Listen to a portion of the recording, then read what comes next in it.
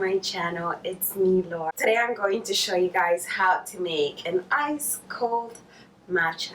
But first, if you haven't subscribed, please subscribe and follow me on Instagram at Laura Vanessa. I'm going to show you two forms of making an ice cold matcha latte using this green matcha powder mix I got from Trader Joe's and using this matcha green tea latte mix I got from Trader Joe's.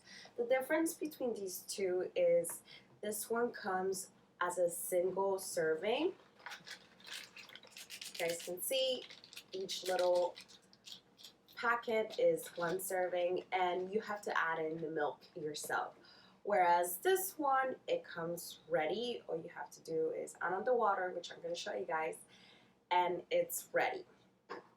Now, before I start showing you guys how to make this, I want to tell you guys that you will need to use some sort of whisker.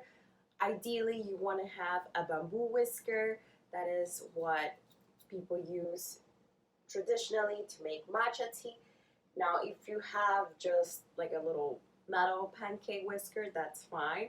But if you really love matcha, I suggest you invest on a wool whisker. It's not that expensive. I got this one at Amazon and it was, I believe, $11. It wasn't that expensive. It came with this little wool spoon and a little mixer of wool. You are also going to want to have some sort of milk for this one.